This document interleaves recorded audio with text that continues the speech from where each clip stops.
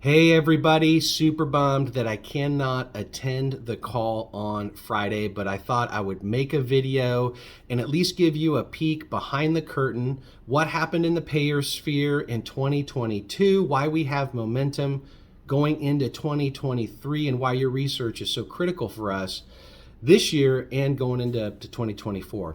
So in 2022, we saw an increase in approvals for pneumatic compression for head and neck cancer patients within our payers, even if their policy was experimental investigational. Why is this happening? Our sales folks are doing a better job of educating the prescriber on the criteria required by the payer to be included within the order for that payer to approve the pneumatic compression. They still need the diagnosis. It's a head and neck cancer patient, but we still need conservative therapy. That means, maybe it's elevation, maybe it's self MLD, whatever that conservative therapy is, it has to be documented. And then a good reason why a patient cannot benefit from a basic pump. When it's packaged like that, we've seen an increase in approvals. Blue Cross Anthem California, over 90% approval rating with over 20 devices shipped in 2022. Blue Cross Blue Shield of Texas, over 90% approval rating with almost 30 devices shipped. So the more we can educate these prescribers and they package these orders up appropriately, the better outcomes we're going to see within the payers. Something else we saw in 2022 was payers are using our advocates, the associations within their medical policy to perpetuate experimental investigational. If pneumatic compression is not included on the care protocol at the American Cancer Society or the Head and Neck Cancer Alliance, that payer is going to use that within the medical policy to perpetuate this investigational experimental policy. So we went to the advocates, we went to the associations, and we were able to get them to add pneumatic compression to treat lymphedema in the head and neck within their care protocol. We take that away from the payers. You can no longer use that within your medical policy. Something else that we saw effective in 2022 is bringing on our physician advocates.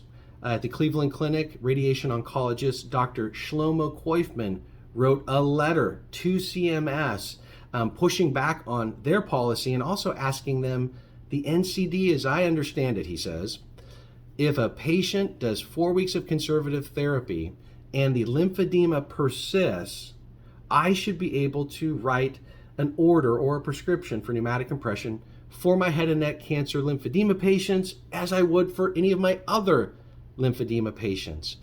And so we're hoping to get solid feedback from CMS on that. Another thing that can help us with CMS is the passing of the Lymphedema Treatment Act. Now, you'll know the Lymphedema Treatment Act as compression stockings, right? Compression garments. Well, we were able to work with our advocates to get language included within the bill that states, and a device for the treatment and prevention of lymphedema. So we're hoping that that language in there will help us push back on CMS. So a lot of momentum coming. We're seeing increasing approvals. We're seeing more advocates pushing back. A lot of momentum coming out of 2022. So what's going to happen in 2023? So in 2023, we're calling this the year of the piñata. We've all been to a children's party. We've seen those children swing that stick and hit that piñata. And every time they hit the piñata, they get closer and closer to the reward, to the candy, right? What we believe is that if we can get the stick in the right hands, okay, meaning a prescriber, an advocate, an association, a patient, a caregiver, if we can get the stick into that hand and have them connect with the payer and request a policy review and provide their stories, we believe that we are going to be able to go farther with these medical policies in 2023. But team, you hold the biggest stick of all, okay? You're the one that is really going to bust this piñata open. It's the research that you are doing. When we met with Blue Shield of California recently, their medical director said, look, I understand that you're doing a research project. We're so excited to see this RCT because it's going to be valuable data for us to review as we look at our medical policy. So you hold a very large stick. And so I just want to say thank you for all the work that you're doing. I love it when I get updates from Michelle on how the study's going. We're so looking forward to seeing all the data that you've been collecting, and we cannot wait to take it to our payers, because we really believe that information is going to create a watershed moment within our medical policies where we're going to see investigational, experimental turn into medically necessary for our head and neck lymphedema patients.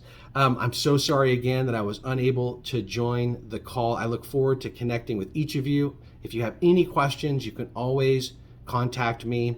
Have a great rest of your Friday and a fantastic weekend. Thank you again for everything that you're doing. Bye-bye.